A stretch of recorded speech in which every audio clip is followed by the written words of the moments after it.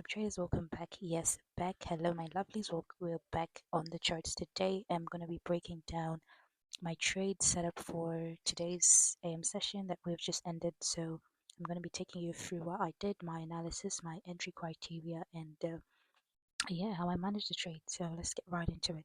So starting off from the daily time frame, I noticed that yesterday we had traded back into discounted level of this weekly range, and I noticed how this candle had closed above. I don't know if you can see, price closed above the consequent encouragement of the daily fair value gap, as well as this wick equilibrium. So you can see where the body closed.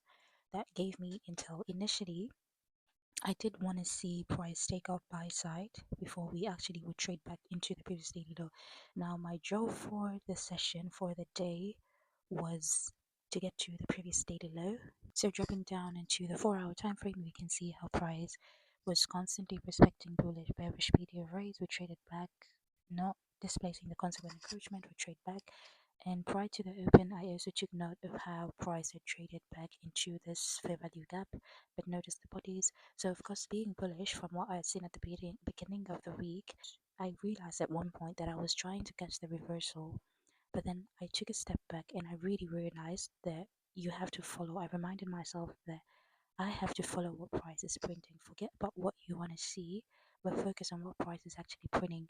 Because I remember I had seen this and I was like, okay, raw, I'm gonna, seek buy side liquidity, but I had to step back and look at what price was actually printing.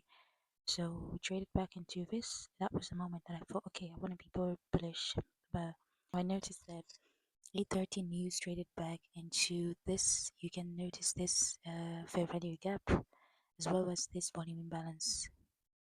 Now we can see we have this volume imbalance. Moving on to the 1-hour time frame, I noticed that price had traded back into this volume imbalance from the daily time frame, as well as this 4-hour fair value gap that I mentioned before, and I really liked how the bodies had closed below. So essentially I saw that, and I also noticed that price had just taken this liquidity prior to market open. We had this liquidity, maybe change the color to probably yellow, and we had that liquidity sweep. Usually when I'm looking for trades and I'm bullish or bearish, I want to see liquidity taken in the opposite direction. So I love that we took that liquidity above, and I also noticed this 1-hour balance price range, not as anything major, but I wanted to see how price would react once we traded back into it. So opening at market open, we had this 8:30 news that was released. We had CPI, I think it's consumer price, not consumer. It was core price index. Yeah, we had core price index released at 8:30. I usually use 8:30 news as smart money manipulating. So when I saw that candle manipulate, I was patient. I was patient until market open, which we can see here. We opened lower into this daily fair value gap. I don't know if you guys can see it. This is the daily fair value gap. I locked it because I don't really want to keep it moving. So we traded back into that, but that's not what I was looking for. I was looking for a sales buy side liquidity sweep. So we notice how price traded back into the volume imbalance, was failing. Price is creating a minor tight range here. So essentially, I took this leg above the highs that were created as a manipulation, and immediately I saw this low get displaced after trading back into the volume imbalance, finding resistance here. It went immediately down. So this is the first leg of my entry criteria. This is the first leg of my edge playing out, and I love the fact that we closed below the first presentation with a bearish candle. So now what I wanted to do was that I wanted for price to trade back into it. I wanted for price to trade back into the first presentation like this, back to the consequent encouragement. Why am I using the consequent encouragement? Because this gap in particular was very, very huge. It was about 50 points or so. So I expected for price to trade back into the equilibrium of that range before I could enter. But I later noticed that after we traded back, you can see how price came back here.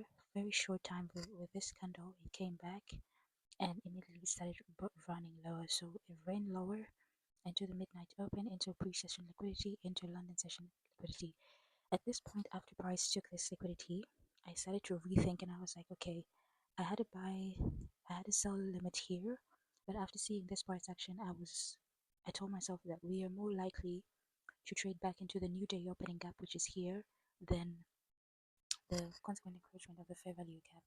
So I initially told myself that I'm not going to want to take the perfect entry because I may not be given the perfect entry, and that's really okay.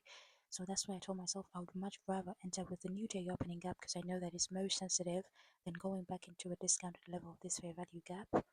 I'd much rather enter with the new day opening gap, set my risk appetite as to how I know it, and just hold the trade if it hits stop loss. But I stopped trying to chase the perfect entry. So that is why I ended up moving my sell limit order to the new day opening gap because I knew that price was more likely to react from the new day opening gap rather than the equilibrium of this first presentation. And I remember at this point I was like, "Rah, I think this price is gonna run without me." I wanted to get emotional, but I just stopped myself in the process, and I just told myself, just be patient. You're still in your time window because my trading window ends at 11. So I have to be in an entry. If my edge presents itself, I have to be in an entry by this time. So I was really patient. At this point, I was just ready to let the price go because usually when I'm in NQ trades, my trades never really take so long to, pan out. So when I saw price moving, I was like, okay, if it goes without me, I'll feel a bit sad in it, but I would have followed my rules. But luckily, I was patient. I was very patient because this week has really taught me a lot about patience and price traded back. Notice how we entered right at the level that I wanted to enter at the new day opening gap, and immediately we smashed take profit. Actually, my first take profit was at this level, so that was where my first partial came off, and I really wanted to hold for this low. I wanted to hold for this low, but immediately I took off one partial, price started reversing, and I was like, I'm not gonna let this trade because at this point I was at break even. So I told myself I'm not gonna let this trade go break above this midnight opening price. But eventually, when I saw price trade back to the midnight opening price, that was where I closed. So the second entry actually came off at about 43 pips. So that was where 43 points I'm in, and that was where my entry came off. I did want to hold love for longer, but I just told myself, and I also entered this trade with two contracts because I usually enter with three, four, but this time, because of how the past few weeks have been, to train my psychology, to train my discipline, I ended up entering with two contracts. So that was a 1 to 2, 1 to 3 for me, and that was a trade that I took. I do hope you guys like this analysis and let me know how you've ended the week. I took one loss yesterday and one win today, and another small win on Wednesday in the PM session. So I'm up on the week. Yes, I'm still up on the week. I'm still up on the account, and let me know how you guys' trading week has been. But for now, I think that's it for me, and I'll see you guys next week in the trade recaps. Don't forget to like, comment, and share, subscribe, and all that good stuff. See you guys later. Peace and love.